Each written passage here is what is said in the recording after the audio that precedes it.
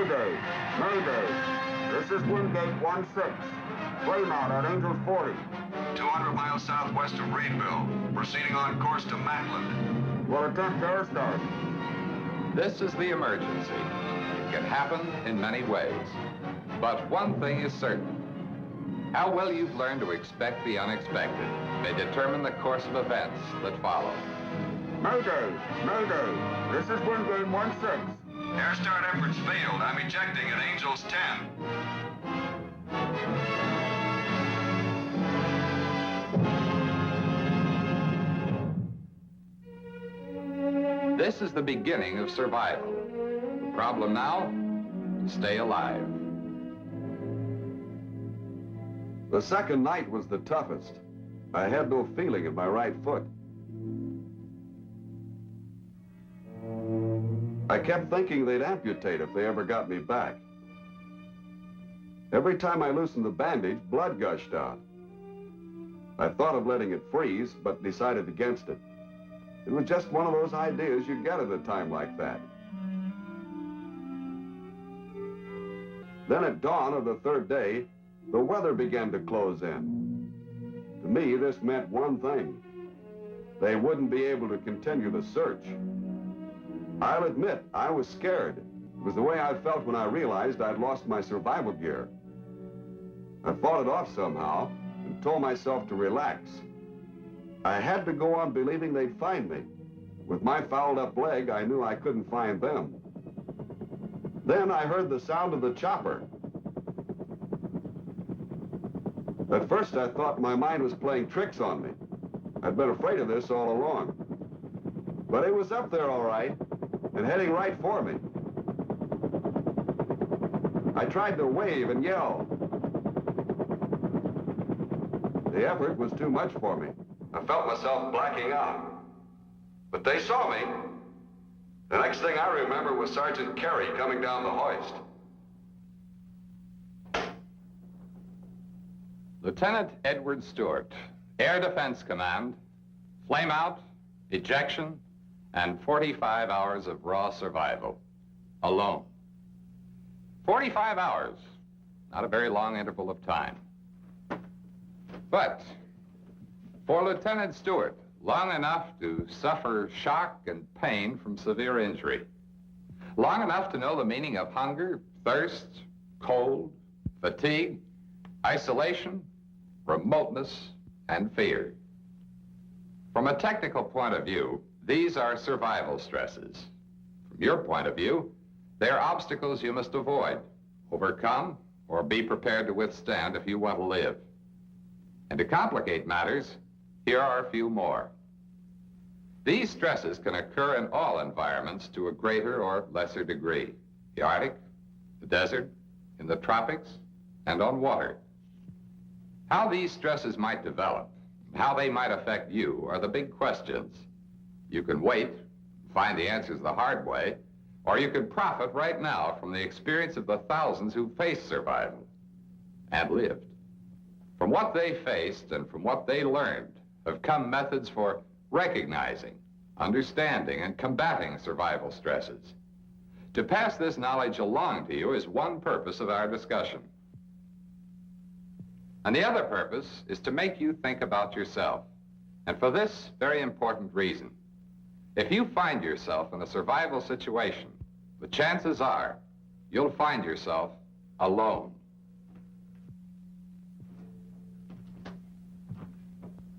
So let's take a look at you, the individual. A very complex creation. You are different from all others mentally and emotionally, but physically just about the same. When your body is supplied with the essentials of life, growth and repair processes function normally, and sufficient energy is created to enable you to perform efficiently. But when the body is deprived of even one of the essentials, water for example, your physical and mental capabilities decrease, and eventually, if corrective measures are not taken, this. Something to consider, isn't it?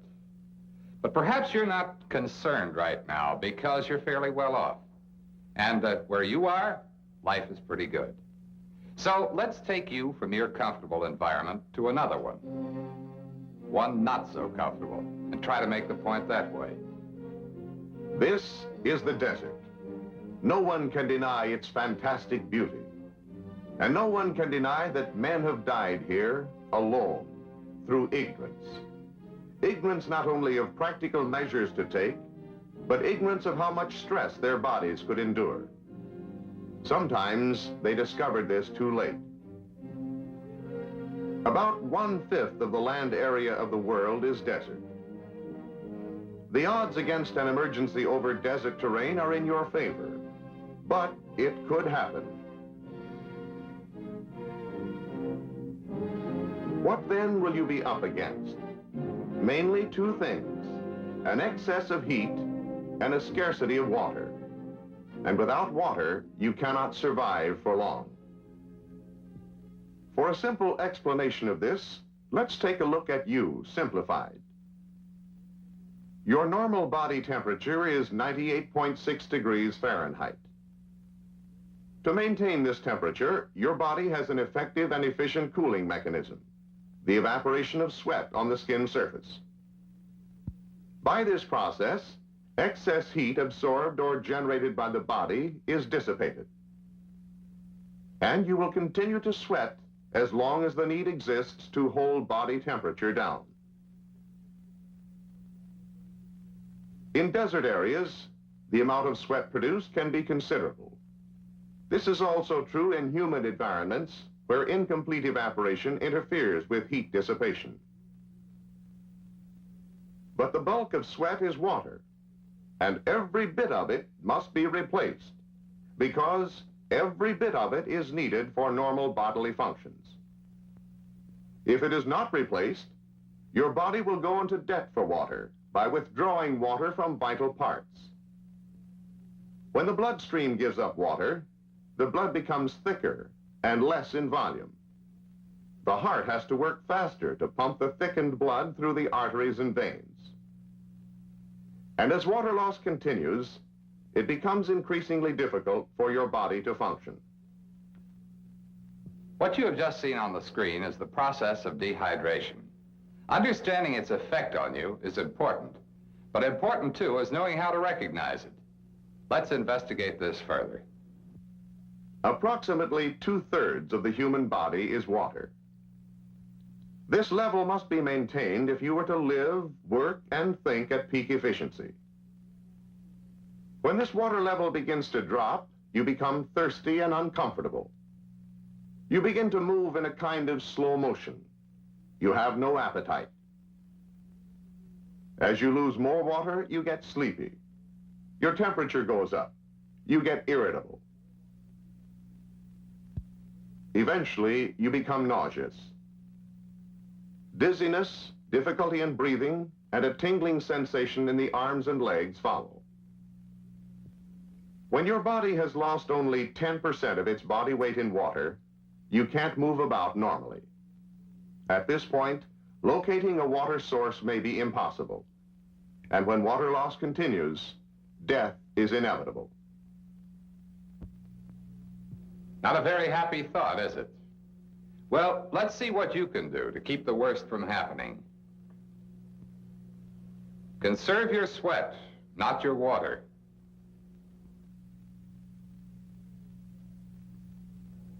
Drink all you want, as long as it's available.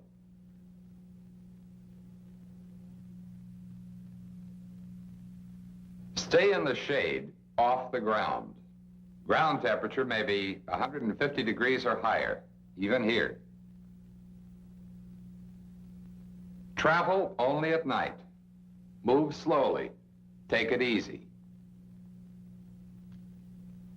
Those were a few hints on water conservation, but they represent only a fraction of the information you must know in order to survive in the desert. Demonstrating how to locate water, how to find food, how to orient yourself in the desert or any place else is beyond the scope of this discussion. But you have access to this information through survival manuals, by undergoing courses in survival, and by viewing Air Force training films. Sun, Sand, Survival is one such film. You saw a clip from it a moment ago. Make a point to see it in its entirety. And make a point to investigate other approved sources of information, Army and Navy material, for example. You might be surprised at how many misconceptions you have about survival. Perhaps you have the impression that water is a prime requirement only in the desert. It isn't. In order to maintain your water balance in any environment, you need approximately 2 quarts of water a day. Yes, even here. But this environment presents another serious threat, cold. Cold intensified by wind. The two are a deadly combination of elements which increases the rate of cooling of the body, sometimes drastically. Scientists have a name for it, wind chill. But it's more than a word of technical jargon. It's a fact you can't ignore. It's a fact, for example, that exposed flesh will freeze when the temperature is minus 40 degrees Fahrenheit and there is little or no wind. Now, this doesn't surprise you, does it? But wait. Let's raise the temperature to 15 degrees. Not too uncomfortable. You've all experienced this. But increase the wind velocity to 26 miles an hour and the same result is produced. Raise the temperature to 20 degrees, increase the wind to 43 miles an hour, and again, exposed flesh will freeze. And what about the time for these and other combinations to do the job? 1 hour? 2 hours? Possibly. But it could be only 30 seconds under more extreme conditions, such as these. Cold is an enemy of survival, a killer. It has a way of slipping up on you, numbing mind and body, taking away efficiency and most of your will, except that part which says, get warm. Get warm.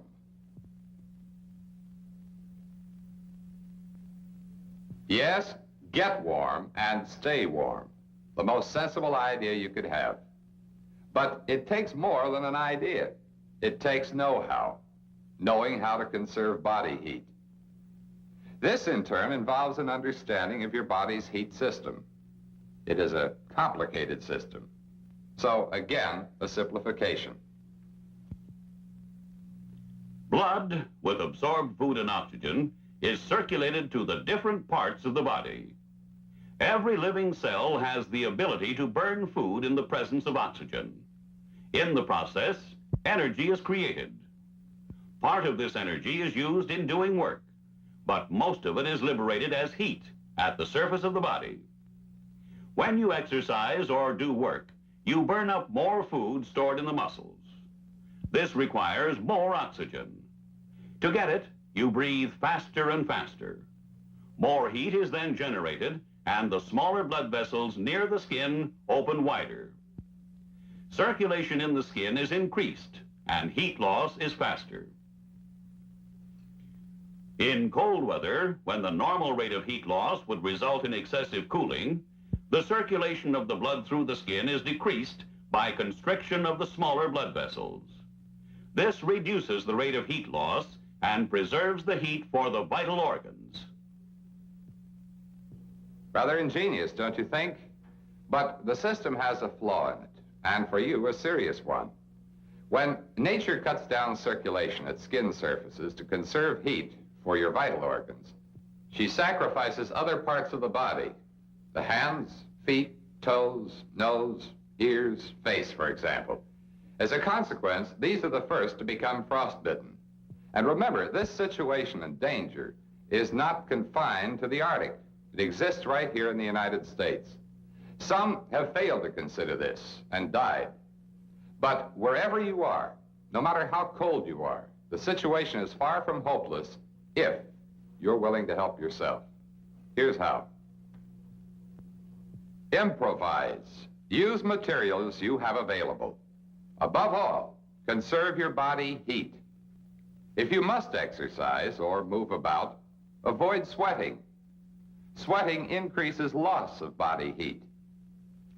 If you sweat or get warm, ventilate your garments and keep your mind on survival. This is good advice. Anywhere, anytime. When you're facing survival, the things you've always taken for granted have a way of becoming terribly important, and sometimes out of proportion. When you're cold, you can't think of anything but warmth. When you're thirsty, you can't think of anything but water. And when you're hungry, you can't think of anything but food. But food is less important than water or shelter. Being hungry doesn't mean that you're on the verge of starvation. You can live for quite a while without food. But the time might come when a little self-diagnosis will reveal these symptoms. You feel tired and weak. You don't think you have the strength to go on. You get cold easily. You become annoyed, short-tempered, and eventually you just don't care. When you feel that way, mentally and physically, you're in a precarious position. But let's go back a bit. How can this happen? There are three possibilities. Illness or serious injury might prevent you from foraging for food. You might lack the knowledge of how to live off the land. Or you find things to eat, but you just can't stomach them. This last is called food aversion or food prejudice. And for some, it isn't easy to overcome. But when it's a matter of life or death, you'll have to try. You may have to try mighty hard. This is a sequence from another Air Force training film, Jungle Survival.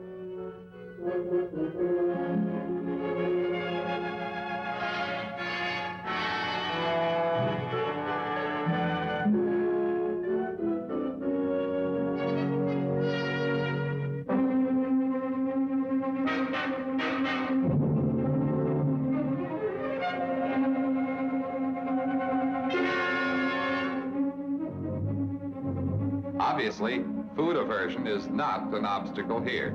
If it was, it's been surmounted. And this is what you'll have to do. No one can do it for you.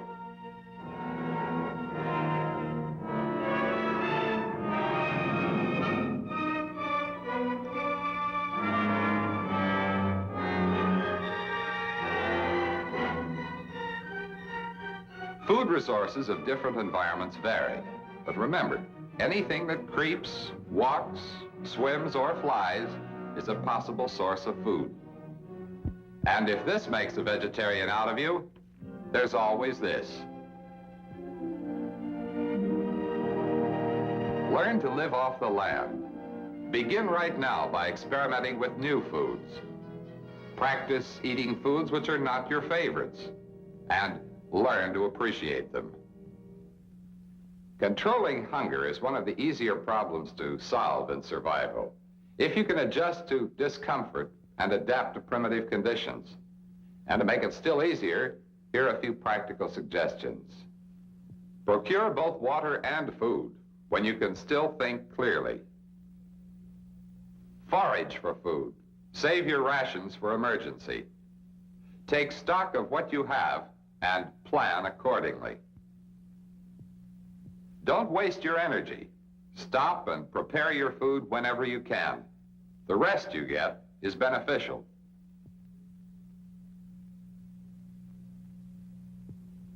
I don't think we have to worry about him. Knowing the effects of different stresses is essential, but often it's not a simple matter to pinpoint the exact stress causing the trouble. Stresses have a way of interacting, producing symptoms which are almost identical. And to complicate your problem further, stresses, physical in nature, have very definite psychological implications. You just can't define a stress and say, here's where it begins, here's where it ends. As a matter of fact, there's one stress for which no single definition is adequate: fatigue. The number and variety of activities which might produce fatigue are countless. It might even be the result of trying to avoid a situation too difficult to face.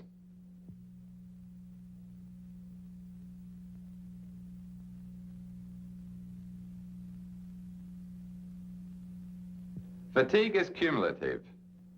It is evidenced by a lack of staying power, a short temper, impatience, and a tendency to magnify minor troubles. Whether fatigue is mental or physical is debatable, but its effects are essentially the same. And as far as you're concerned, it's something else you'll have to combat. So again, here are a few suggestions that might help.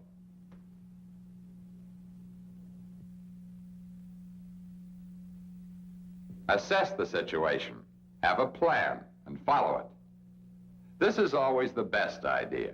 Channel your activities in the most useful direction.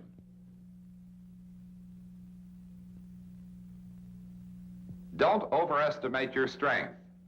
Set up a program of rest, if possible. And whatever you do, concentrate on the positive, not the negative. Yes, concentrate on the positive, not the negative. Don't let your imagination run away with you. To accomplish this, you must be able to separate the real from the unreal.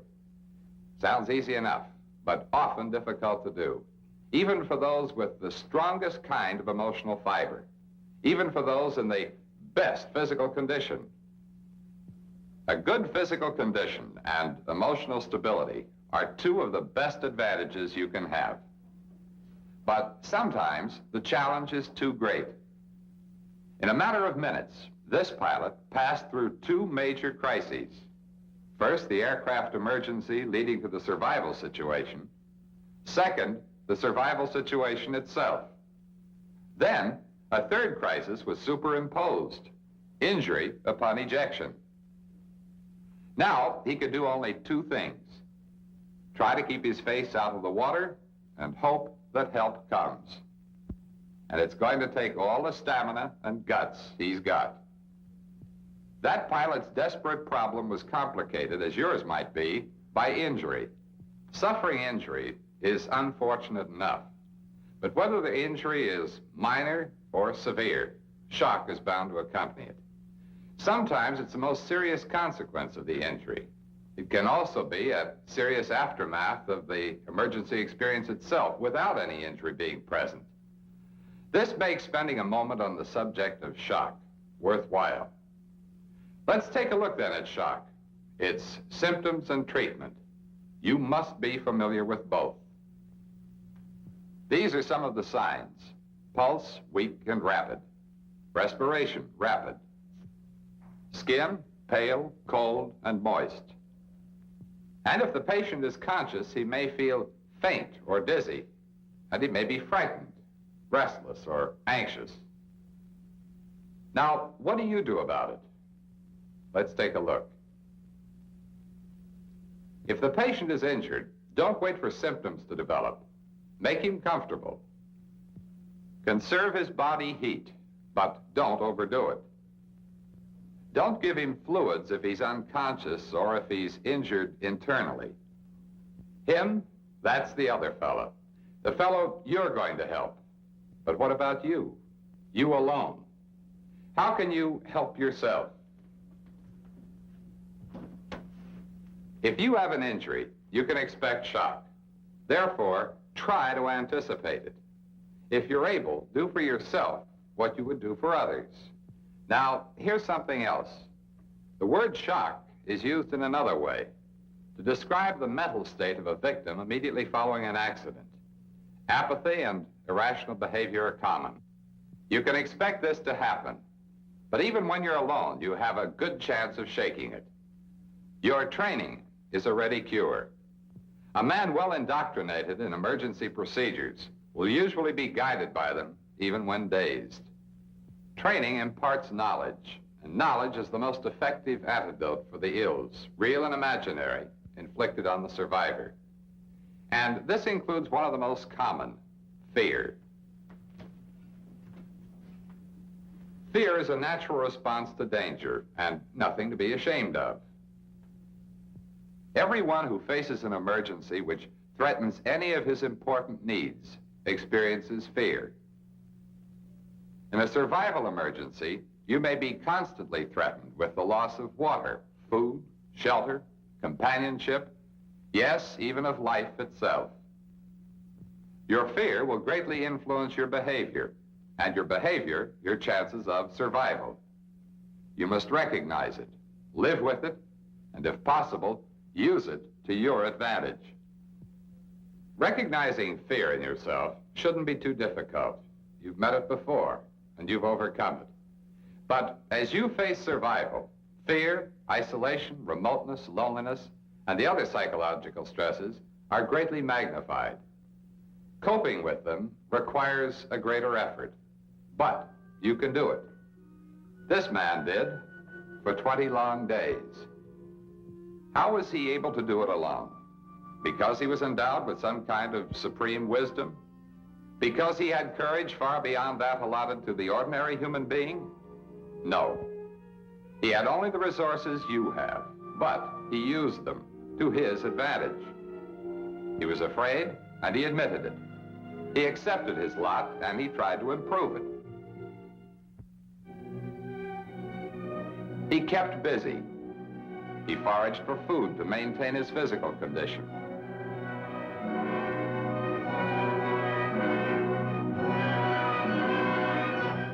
And when he wasn't looking for food, he kept his mind alert by doing mathematical problems and by singing all the songs he could remember. In order to conserve his energy, he exercised only lightly, but he exercised regularly. He was in an alien environment, and he was afraid, but he didn't let fear take away his will to live.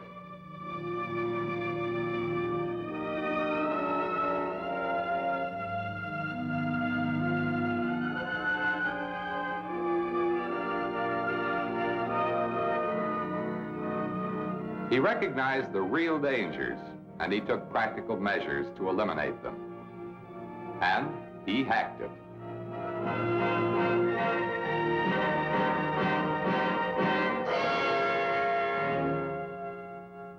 That was a sequence from Air Force training film, Deep Sea Survival. It doesn't tell you everything you must know. No film can. It was designed primarily to make you think. And as I said, that was the purpose of this discussion. To make you think about these things and how they might affect you. How much do you know right now about survival and its physiological and psychological stresses? Let's hope you know more than this fellow.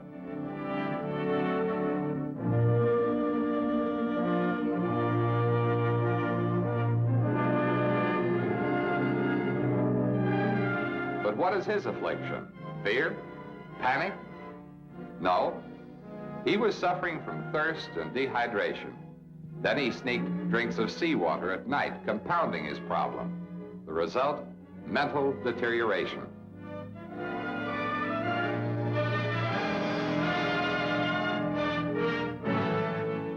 Mental deterioration. If he had taken the trouble to find out, he would have known that it might kill him. Don't let ignorance of survival stresses be your mistake. It's the biggest one you can make.